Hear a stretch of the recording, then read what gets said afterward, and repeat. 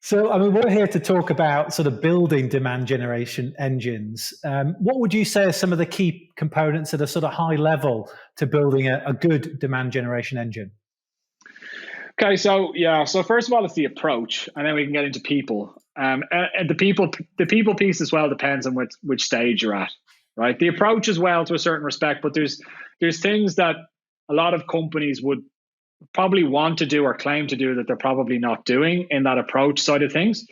So nowadays, you need to be doing some level of account-based marketing.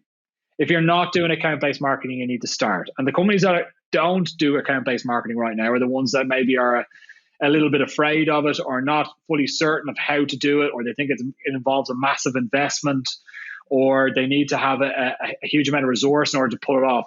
None of the above is true.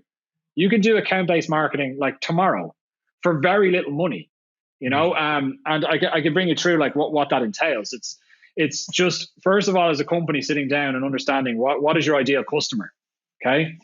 And a lot of companies will get this wrong, right? Because they'll be looking at what their current customer base looks like. And if you do that as, let's say, for example, you're a tech startup in the SaaS space and you're at about 5 million ARR.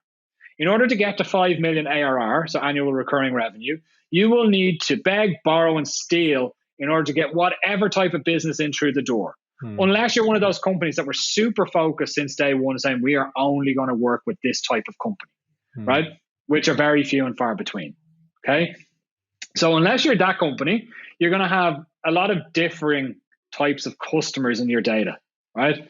So if you're trying to figure out who is our ideal customer by looking at our data, you might be a little bit confused, or you might come up with the wrong hypothesis based on who the business that you're currently working with is. Now, that's when you sit down as an organization and say, what are the companies that we want to work with?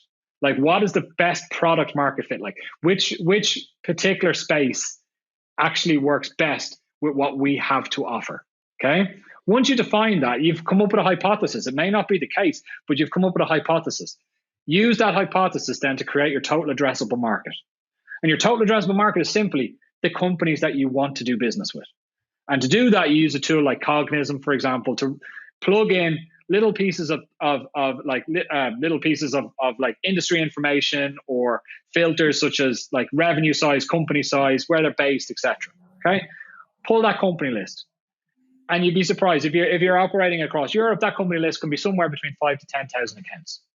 Okay, take that list, refine it a little bit. Then what you've got all the companies in one list in which you want to do business with. Now, you probably have a sales team, because otherwise you wouldn't have 5 million in ARR, right? You give that over to your sales team and say, hey, this is your holy grail. These are the companies that you need to go chase. You need to create an account plan for the top companies in this. So you probably would want to tier it out. So you tier 1, tier 2, tier 3 accounts. Tier 1 being like top level, they're the ones that we can spend a bit more cash on. Tier 2, middle of the road, and tier 3, sort of the everyday run rate ones. Okay, give that to sales. Give the same list to marketing. Marketing then do campaigns. How do you run a campaign with an ABM list or a TAM list? Upload it to LinkedIn and just target those companies with content, right? Get them downloading pieces of content. At the same time, maybe think of something like a direct mail piece. Get that direct mail piece produced, get it out the door, get the SDRs and sales team following up with it, get those leads coming into their sequences in the sales team. Sales, marketing, both at the same time, going after the same list of accounts. Sales from outbound, marketing from inbound.